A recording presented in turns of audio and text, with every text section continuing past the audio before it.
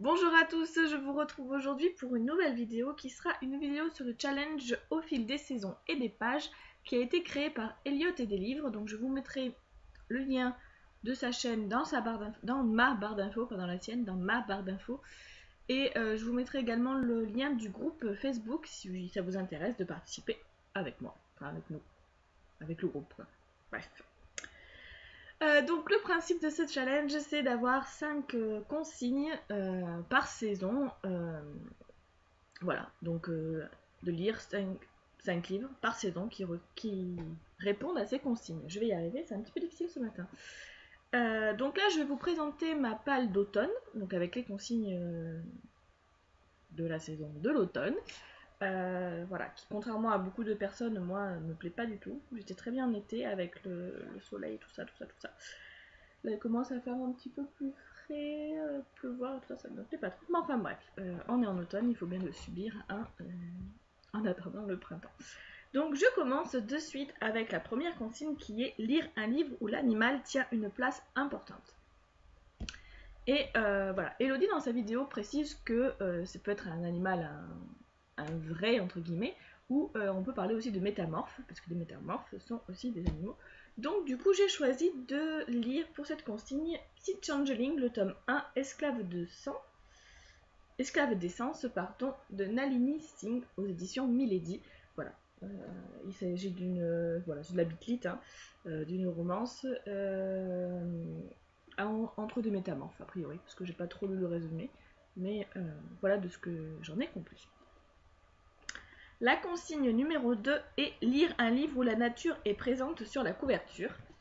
Et là, j'ai choisi La Ronde des Saisons, le tome 1, Secret d'une nuit d'été de Lisa Keplas. Alors oui, je lis des livres sur l'été en automne, hein, moi ça me pose pas de soucis.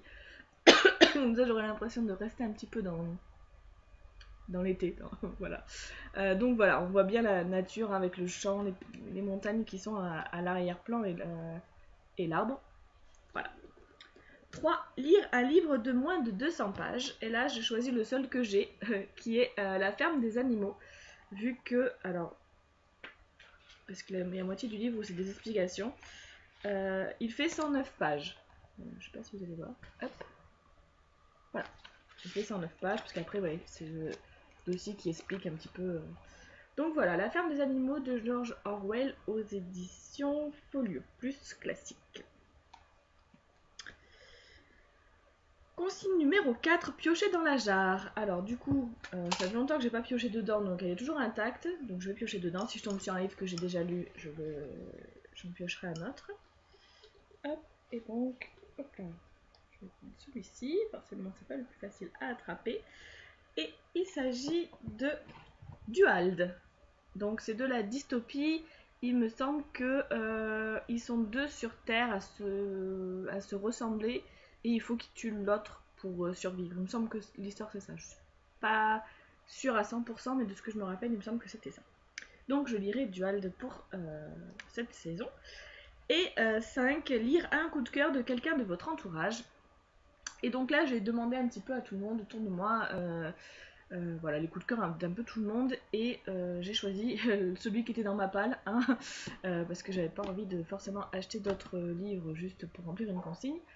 Et donc c'est ma petite Dory, ma petite Aurore qui m'a donné l'idée donc de lire Felicity Hadcock, le tome 1, Les anges mordent aussi de Sophie Jomain aux éditions J'ai lu. Voilà, c'est son coup de cœur, elle a adoré la série. Donc moi j'ai que le tome 1, mais je vais lire son coup de cœur et voir si c'en est un pour moi aussi.